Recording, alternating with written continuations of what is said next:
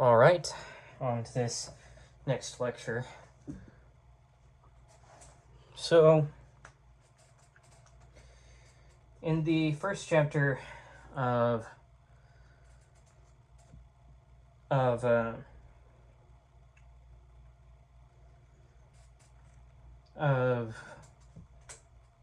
second, I actually have a copy. I can just. In the first chapter of Thinking About Mathematics by Dr. Stuart Shapiro, we get into this central theme of, we get to talk about what is so interesting about mathematics for a philosopher. And it's put in parentheses in the book because there's sort of the implication that, anybody could really find this sort of thing interesting. But to sort of go on, mathematics is philosophically interesting because it appears to be abstract, necessary, and knowable by reason alone, while also being indispensable to empirical science and ordinary inquiry. So mathematics has this unique quality of being composed of abstract reason and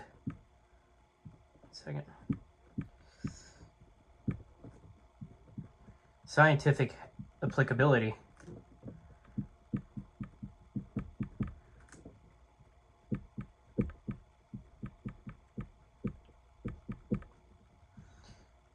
A guiding question for this lecture is, well, who is the authority over this powerful concept?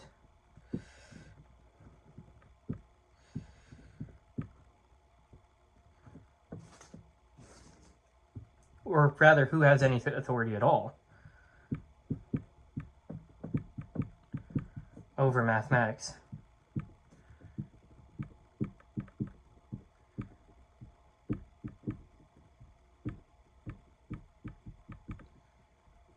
Is it philosophers, mathematicians, science, mathematical practice itself? Well, this chapter goes into it by breaking down a variety of ideas towards this question. So, the first point, mathematics as a philosophical test case.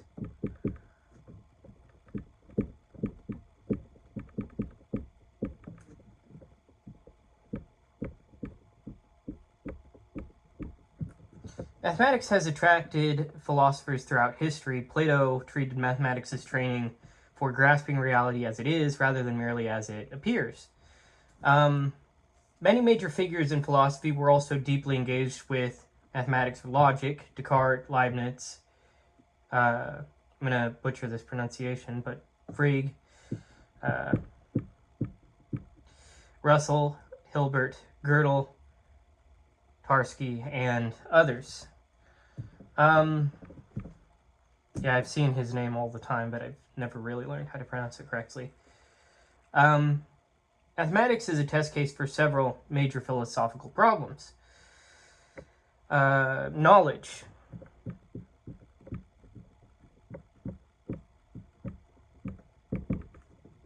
How do we know mathematical truths?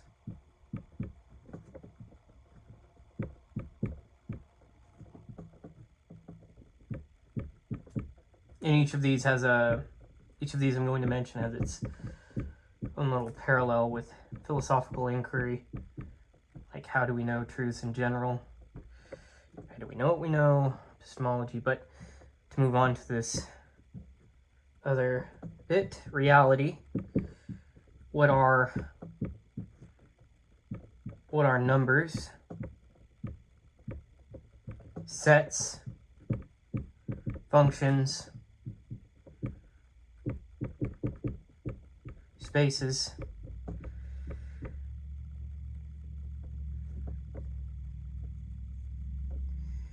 Yeah, and you might say it's just as easy to create a formal term, but then we get down to the language of it all. what do mathematical terms refer to?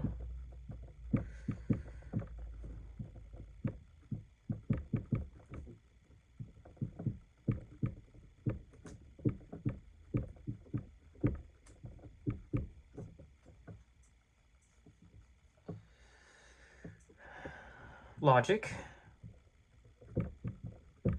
What counts as valid reasoning? Whoops.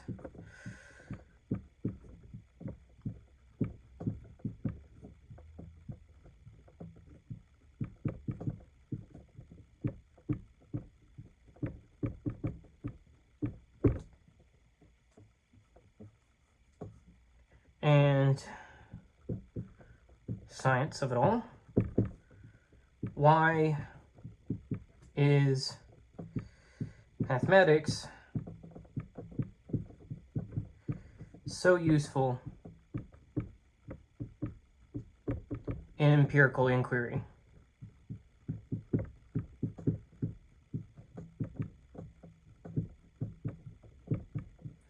So philosophy of mathematics is not just philosophy talking about numbers, it's a way into central questions about knowledge, reality, language, logic, and science. The mathematics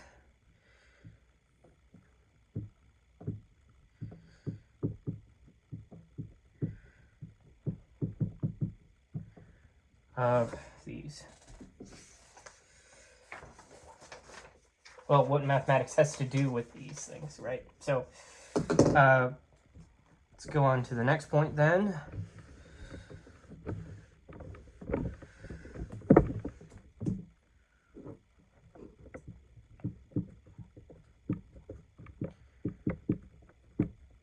Rationalism and empiricism. So mathematics seems to provide knowledge that is certain, necessary, and independent of sense experience. That makes it central to the dispute between rationalism and empiricism. For rationalism, we have reason is a source of knowledge.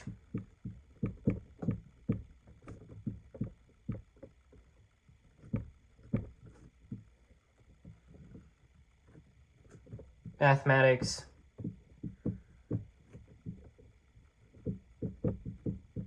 is a model. And this system is backed by Plato. Well, not that he knew the term rationalism specifically, but rather just the idea that there are these things out there in the ether by which we can reach that are the most perfect versions of things. These being the forms, and you can reach these by means of reason. Then you have empiricism. So it's not just a matter of reason being a source of all knowledge, it is experience is the source of knowledge.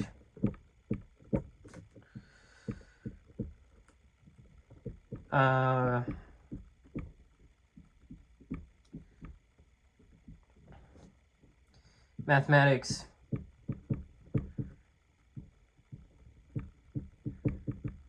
is a problem, or rather, think of this in terms of like a puzzle. And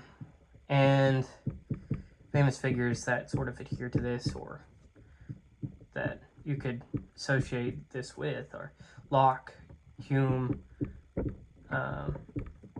Mill, but also Aristotle. And if you look at there's this famous painting by, I believe it's Raphael, called I'm blanking on it at the moment. I think it's like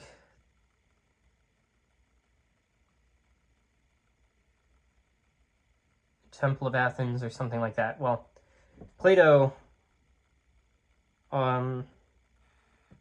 Actually, let me look at this for a moment, because I think I have.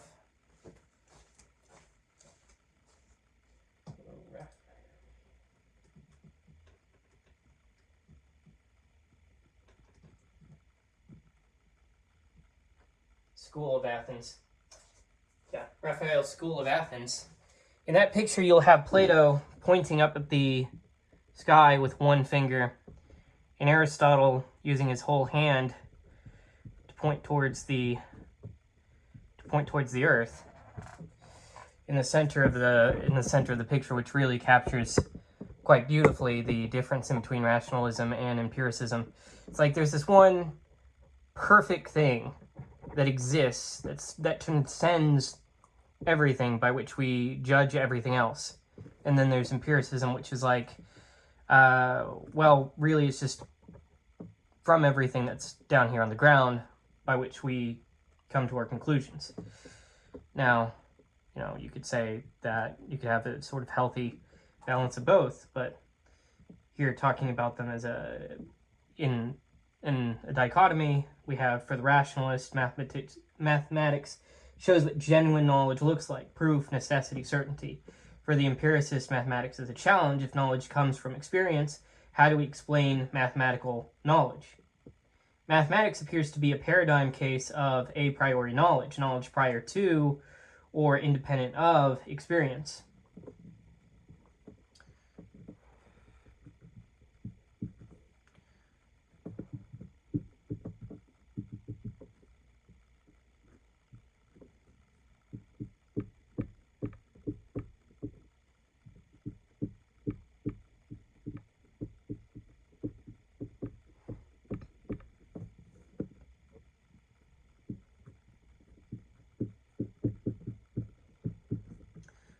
So, is mathematics equivalent to paradigm of a priori knowledge?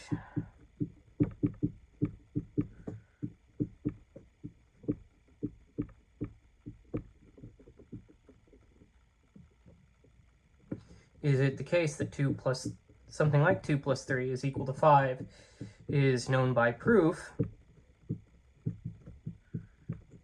or reason, not experiment?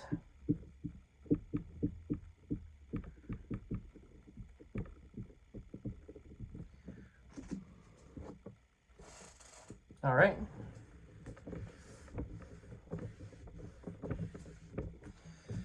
On to the next point. Mathematics and the sciences.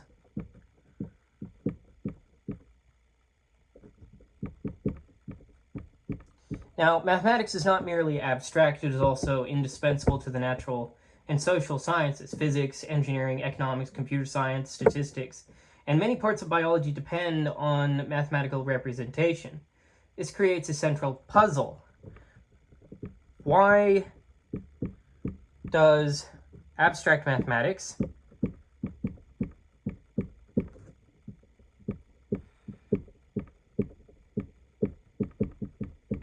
apply to the physical world?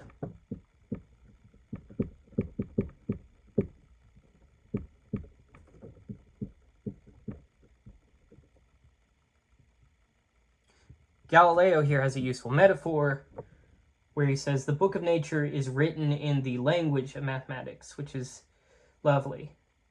But mathematics seems independent of experience, yet is one of our most powerful tools for understanding experience. This tension is one of the deepest motivations for philosophy of mathematics. We have that abstract mathematics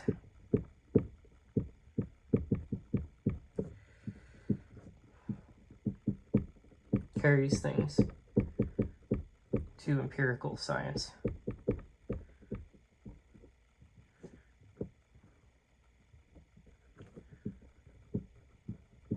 We are left with the puzzle. Why does mathematics apply? said carry things, but it's apply things is a much better way to say it. Sometimes there is sort of notions of like mathematics carrying things to the empirical science, because it's like the patterns come up before we're actually able to apply them to anything, and we'll get that in a moment. We'll discuss more of that in a moment.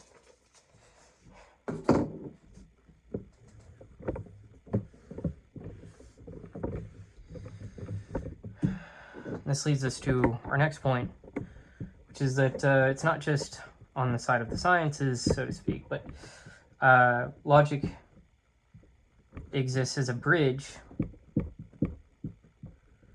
between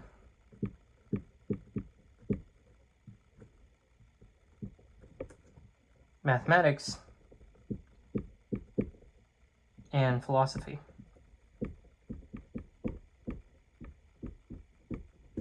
So, modern formal logic developed largely through reflection on mathematical reasoning. Figures such as Boole, Frege, Russell, Hilbert, Gödel, Tarski, and Church were interested in the foundations of mathematics, but the tools they developed became central to analytic philosophy more generally. Logic connects mathematics to questions about proof, truth, consequences, validity, meaning, and reference. Mathematics did not merely give philosophers something to study, it helped shape the formal tools philosophers use to study many other things.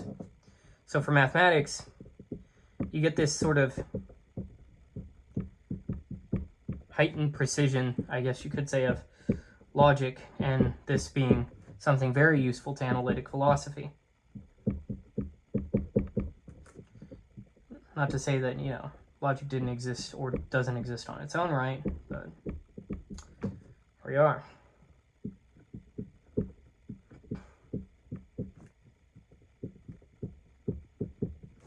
Proof, truth, validity.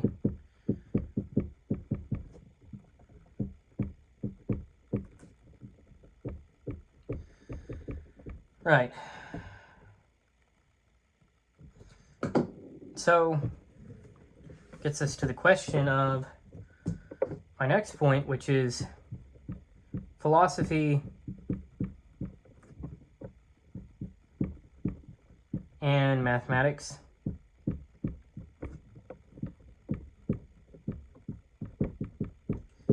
Chicken or egg. And this one I kind of have my own thinking, which is which one is more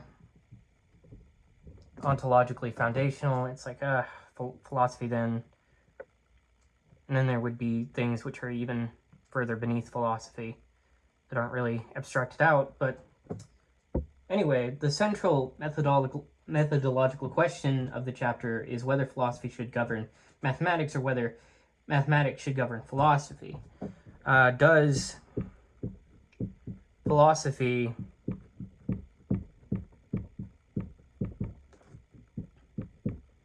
determine mathematics,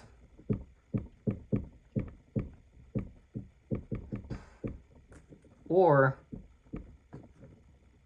does mathematics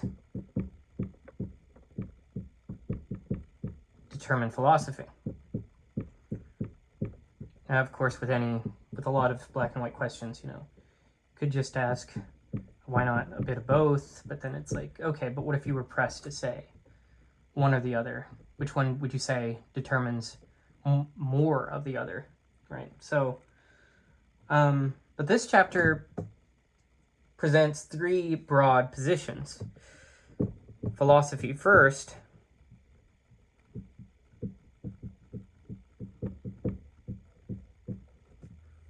so this being that philosophy governs.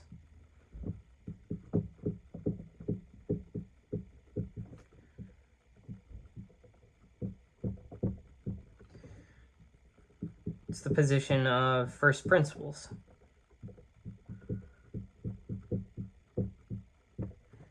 And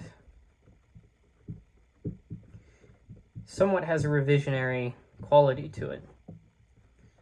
And again, we'll get back into more of what this means. The first chapter is more or less like a primer for what we're going to get in depth to. And that's sort of the case with a lot of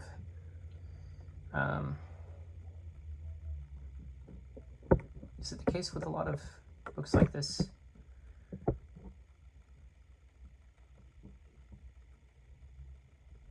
Well, I guess anything that really has a preface is kind of acting like a primer in a way. But anyhow, with the middle view, we have philosophy interprets,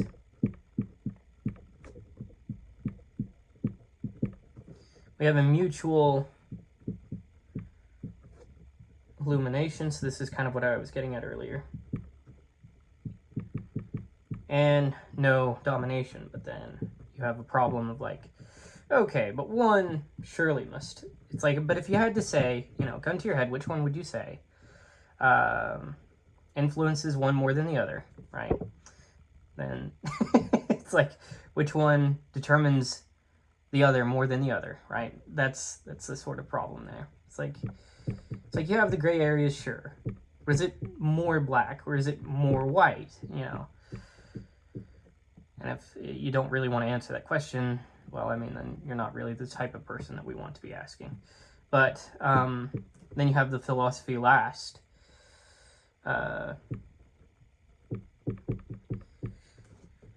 Which is mathematics governs. It's practice first.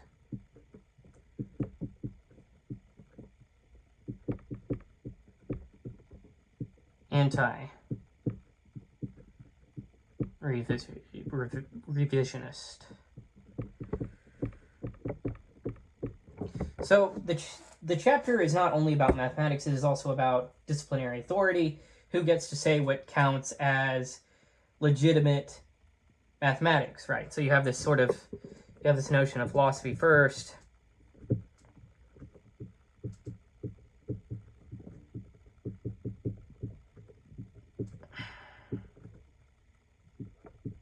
Philosophy in between,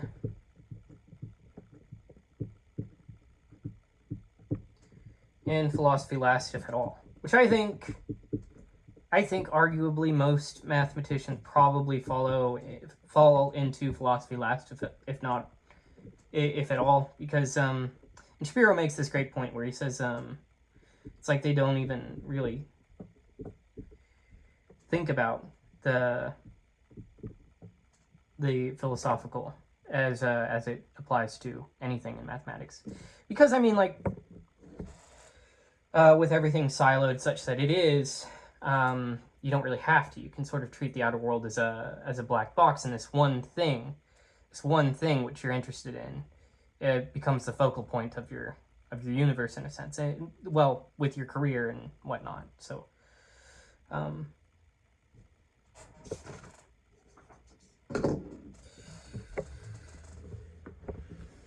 but I'm just going to continue on to this next point, which is to get to Plato more specifically, and you have this notion of philosophy pressuring geometry.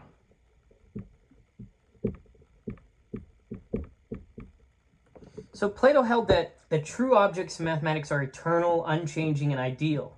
Geometry is not really about the imperfect figures we draw. It's about ideal objects grasped by reason. But geometers often use constructive language. So they'll say things like, draw a line. Draw a line, move a figure,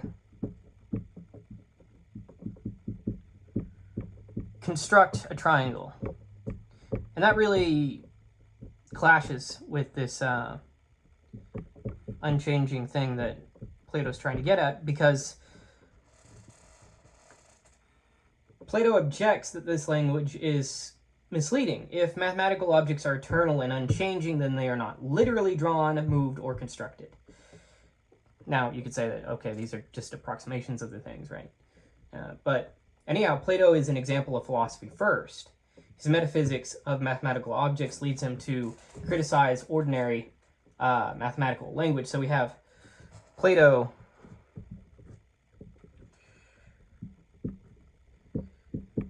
and with math objects are eternal and unchanging.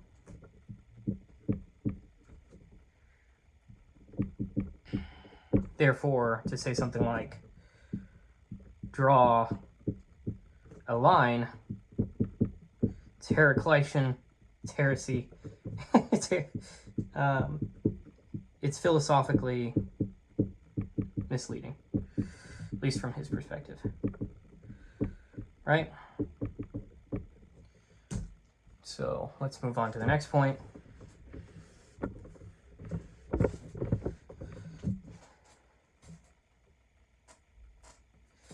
Point 7. Intuitionism.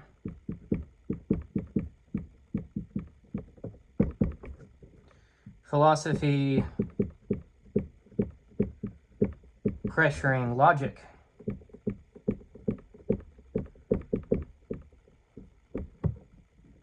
So intuitionists such as Brouwer and Heyting hold that mathematics concerns mental construction. To say that a mathematical object exists is to say roughly that it can be constructed. This puts pressure on classical logic, especially the law of the excluded middle, which is to say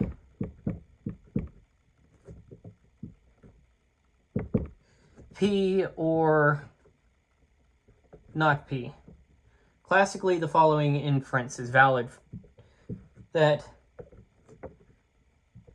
not for all x, P of x, implies there exists x not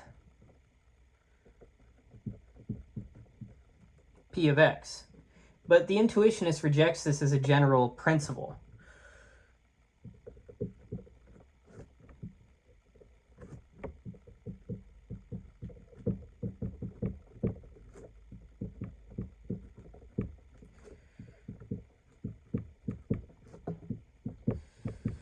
To assert an existential claim, one must be able to construct an example.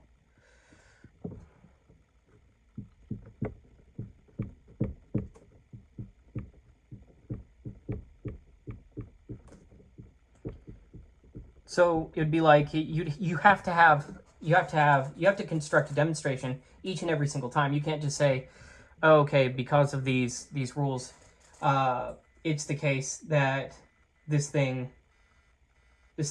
is such.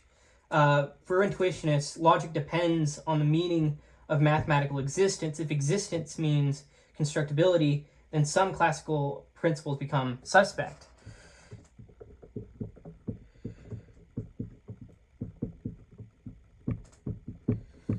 So, from intuitionism's grand perspective, math is a mental construction.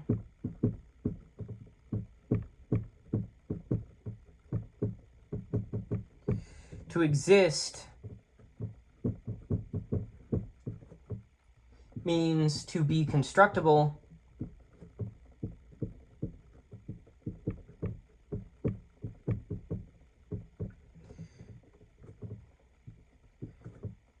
There not being an x, P of x implies to the intuition, does not imply to the intuitionist.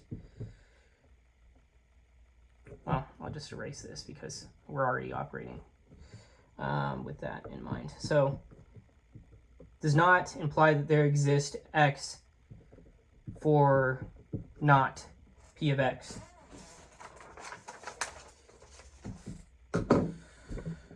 Okay.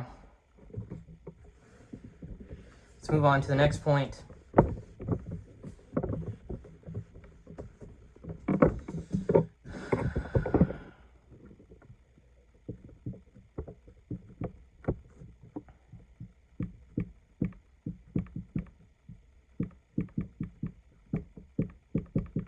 In predicative, oops. in predicative definitions.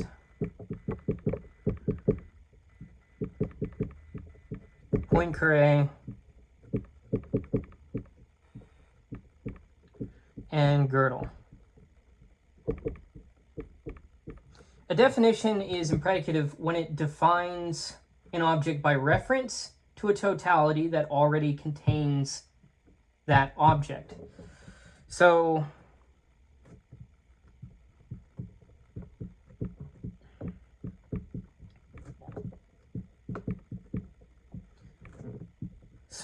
an impredicative definition is equivalent to a definition using a totality containing the thing defined.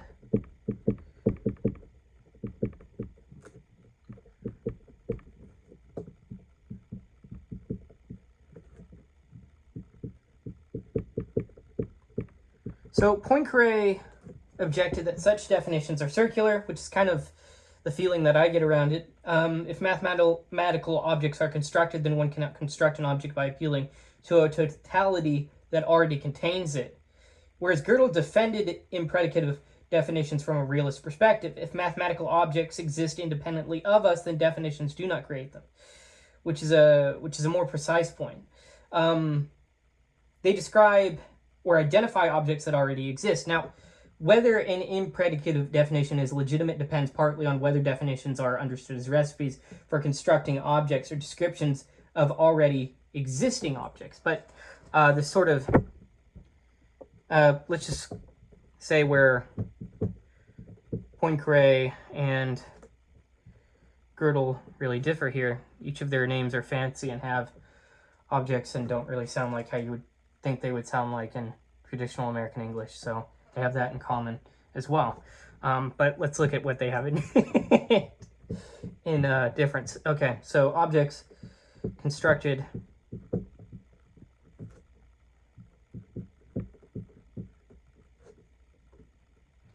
whereas Gödel says no.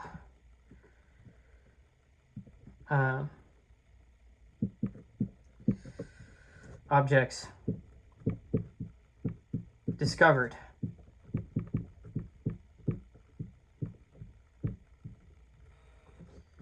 Okay, and for Poincaré, we have definitions as recipes.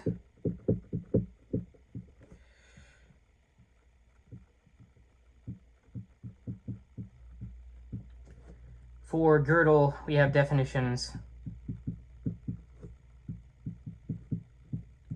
as descriptions.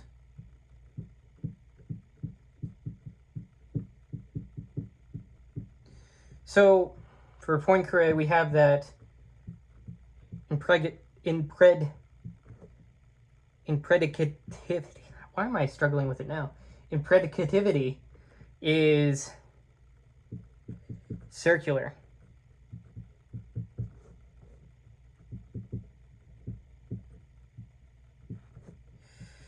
And for Gödel, we have that impredicativity is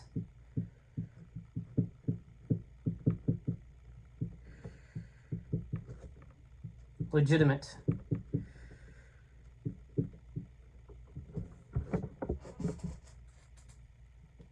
All right, let's move on to the next point.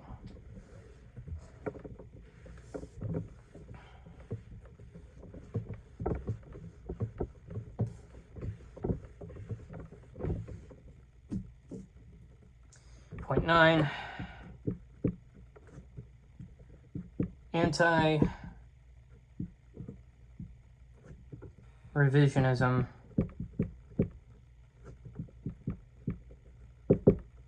which I sort of see as like trying to keep things in the present as they are, narratively dominant,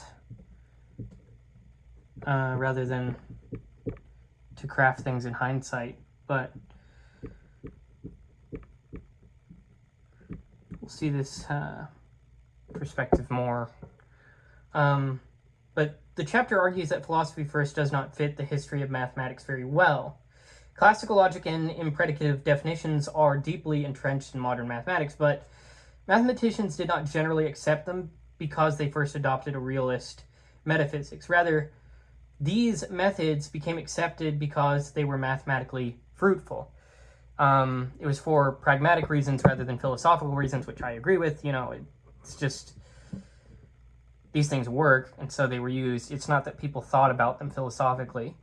And we're like, oh, okay, that makes sense. I'll agree with that. So, classical logic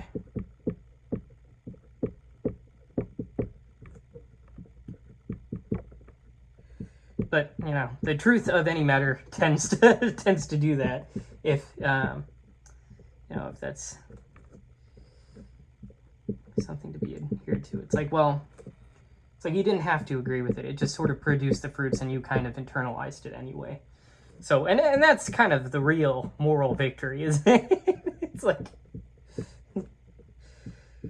it's like you criticize the whole apparatus of Christianity, and yet you live within a Christian ecosystem. Something that's an interesting hot topic of today. But anyhow, anti-revisionism says that successful mathematical practices, anti-revisionism says that successful mathematical practice has default authority. A philosophical argument must be very strong before it can overturn established mathematics, and even then, that argument is not the reason why why the other thing was overturned. So, let me just jot this down. Anti-revisionism. So, successful mathematical practice has default authority.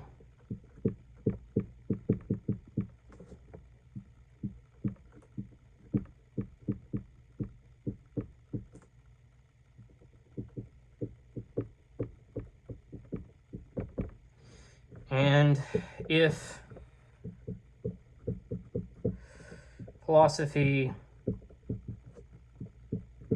conflicts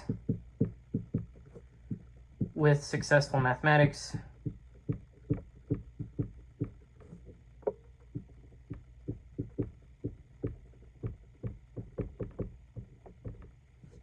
maybe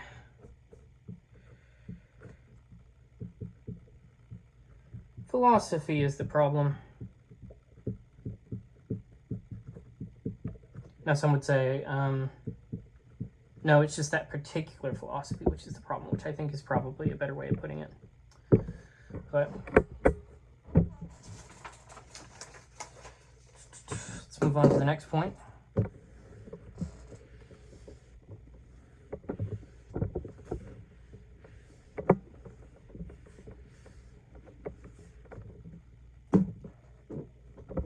Point 10.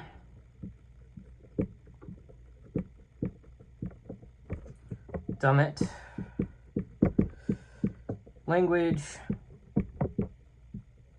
and mathematical reasoning.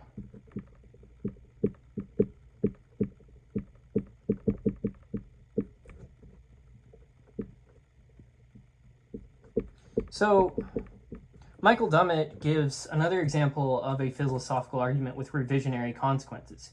He argues from considerations about language, meaning, learnability, and communication. If meaning must be connected to use and verification, then classical mathematics may be problematic when it appeals to truths that outrun our capacity to recognize them. This pushes Dummett towards intuitionistic logic. Dummett raises the question of whether a theory of meaning can constrain mathematical logic, which, I mean, we'll see is definitely going to be topical.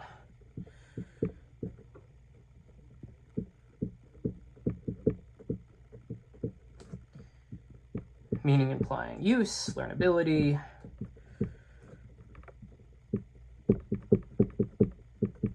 communication,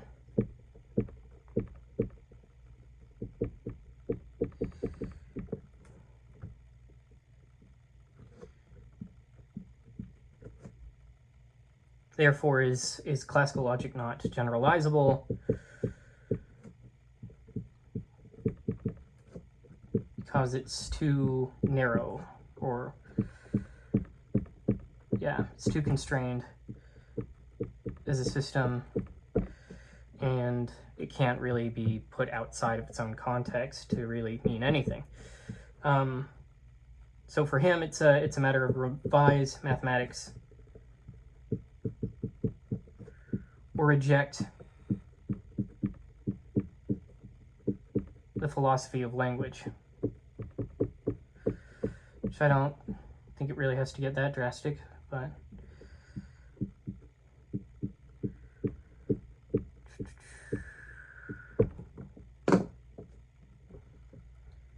let's move on to the next point. That's what this chapter is, by the way. It's just a bit of like, look at these things. It's like yes or no, maybe a bit in between. Ponder them a bit. We'll delve into them a bit later. The next point, naturalism. No first philosophy. Just be a weird protest sign. Of like 2 people protesting for that, I guess. I don't know. Because, I mean, the effort to protest something like this. And I'm busy.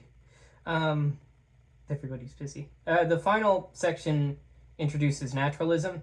So naturalism rejects the idea that philosophy stands outside science and mathematics as a superior tribunal. And for Quine in particular, philosophy begins with our inherited scientific worldview. We do not justify science or mathematics from an external standpoint. We revise our beliefs from within our overall web of belief. I kind of have a problem with that already, but let's just keep going. The image is Nurath's boat. We rebuild the ship while already at sea. Naturalism rejects philosophy first. Philosophy is not prior to inquiry. It is continuous with inquiry. So there's a great effort in lecturing, like, to not try and like put myself too much in there to where like I diffuse what the actual text is trying to say. So it's like keeping it quiet for the moment is, I think, a good technique with this stuff. So no first philosophy.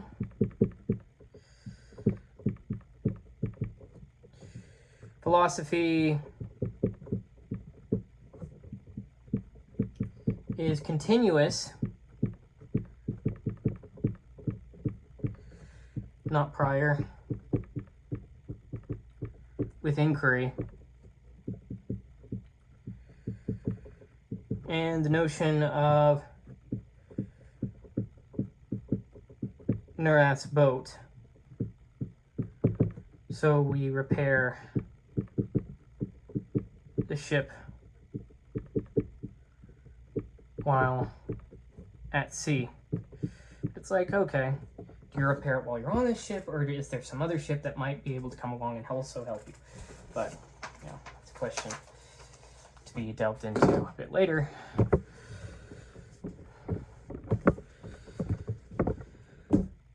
Let's focus more on this next point. Quine and Maddie. I'm throwing all these names, but they're important. Quine and Maddie both reject philosophy first, but they differ over the status of mathematics. For Quine, mathematics is accepted because of its role in empirical science. Mathematics is part of the scientific web of belief. For Maddie, metaphysics mathematics has its own methods, standards, and internal goals. Mathematics should not need external justification from either philosophy or immediate scientific application. So he's more puritanical in that sense. But, okay, let's just get a little chart going here. For Quine, we have science-centered naturalism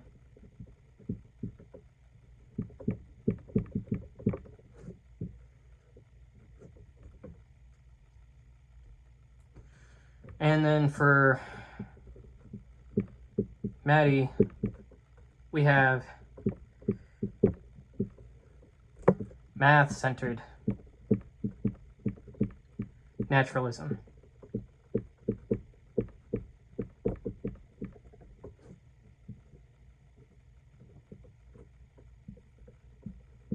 And then for Quine, we have math justified by science. And for Maddie, we have math has its own standards.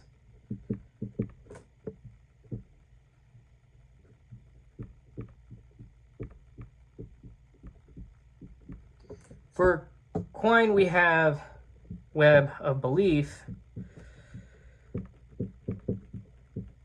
That sort of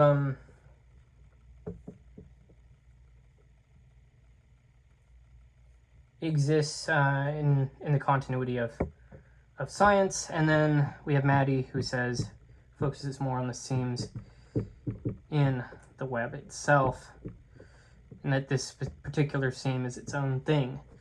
And for Quine, we have the empirical role matters, versus Maddie,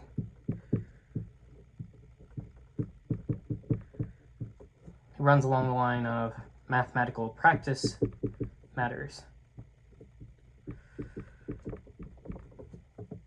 Let's just kind of erase this. So Quine rejects philosophy first, but may still pressure mathematics from the standpoint of science. Maddie gives more autonomy to mathematics itself. He's, like I mentioned, he's more puritanical in that sense, in regards to the mathematical project. But that's where we sort of leave off in the chapters before we get to really conclude all of this. So let me just erase this real quick.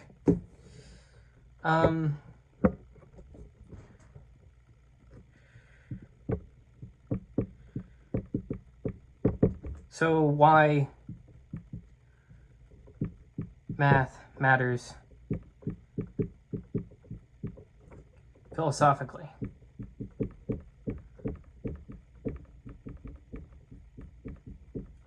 So mathematics is philosophically important because it combines features that are difficult to hold together.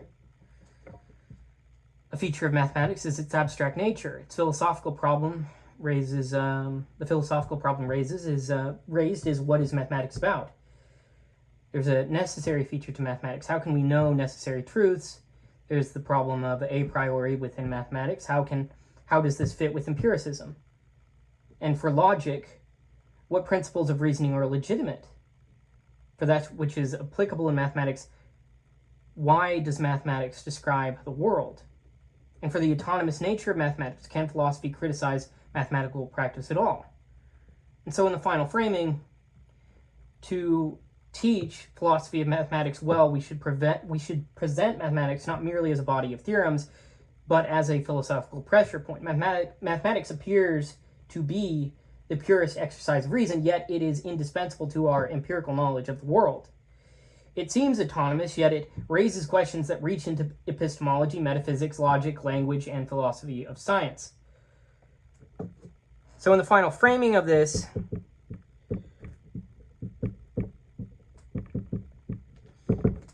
we have philosophy of mathematics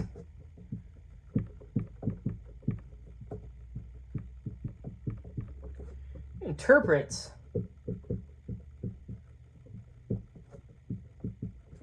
mathematics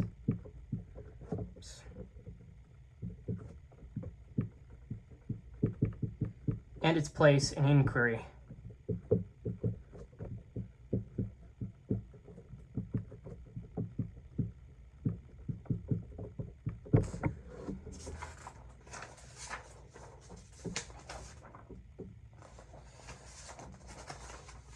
So I'm going to go ahead and leave with a few questions here. Sure, why has mathematics been so attractive just to sort of ponder, why has mathematics been so attractive to rationalist philosophers? Why is mathematics difficult for empiricism? Should philosophers ever tell mathematicians to change their methods? Does mathematical existence require construction? Are mathematical definitions recipes or descriptions? Is mathematics justified by its role in science? Does mathematics need external justification? And is philosophy of mathematics supposed to ground mathematics, criticize it, or interpret it? So these are questions that are left here, and I leave some key terms in the lecture notes. But that is it for this lecture. I'll see you in a bit.